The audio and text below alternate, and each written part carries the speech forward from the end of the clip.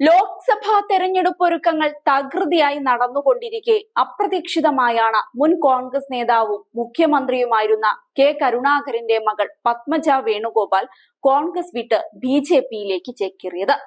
ഇതിനു പിന്നാലെ ഇവർക്കെതിരെ ശക്തമായ വിമർശനങ്ങളും കടുത്ത സൈബർ ആക്രമണവും ഉയർന്നു വന്നിരുന്നു.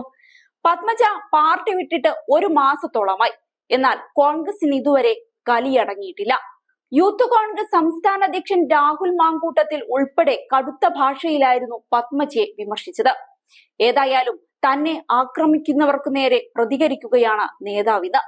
തന്റെ ഫേസ്ബുക്ക് പോസ്റ്റിലൂടെയായിരുന്നു അവർ ഇക്കാര്യം പറഞ്ഞത്. തന്തയ്ക്ക് പിറന്ന മകളോ തന്തയെ കൊന്ന സന്താനമോ, എങ്ങനെയാണ് പത്മജയെ വിശേഷിപ്പിക്കേണ്ടത് എന്നായിരുന്നു രാഹുലിന്റെ ചോദ്യം.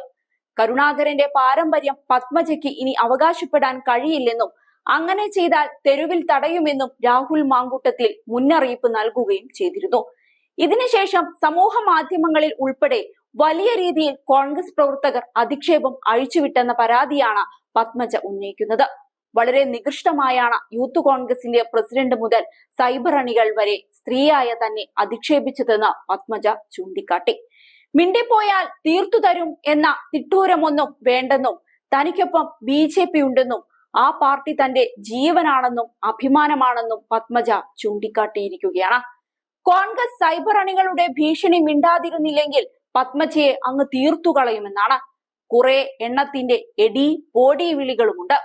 ഇക്കോട്ടരുടെ ധാരണ ഈ കമന്റുകൾ കണ്ട് പത്മജ അങ്ങ് പേടിച്ചുപോയി, ചമ്മിപ്പോയി എന്നാണെന്നും അവർ ചൂണ്ടിക്കാണിക്കുന്നു.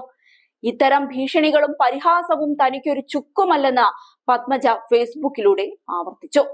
കൂടാതെ നരേന്ദ്രമോദി സർക്കാരിന്റെ പ്രവർത്തനങ്ങളെയും ബിജെപിയോടുള്ള വിശ്വാസവും പത്മജ പ്രത്യേകം എടുത്തു പറയുന്നുമുണ്ട്.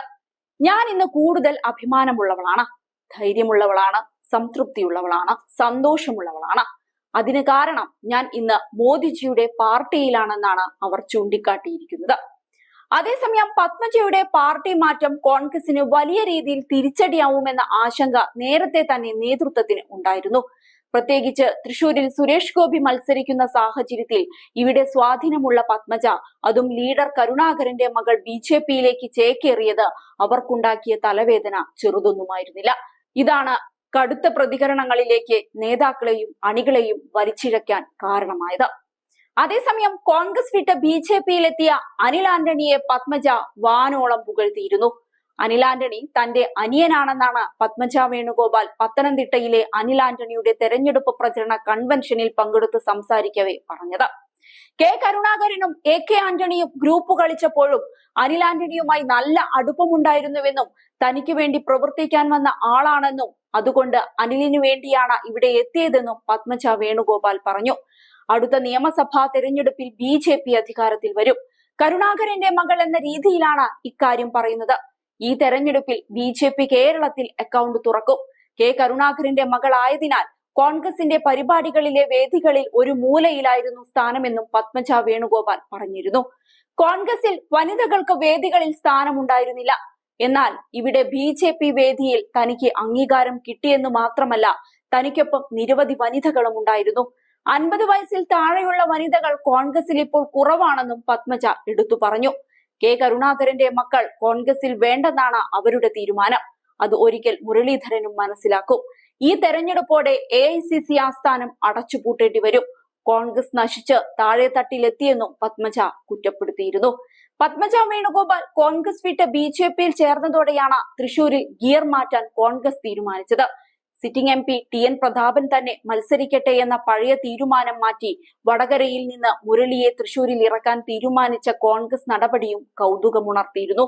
എന്നാൽ പത്മജ വന്നതോടെ ബിജെപിയിൽ അസ്വാരസ്യമുണ്ടായെന്നാണ് പുതിയ വാർത്തകൾ.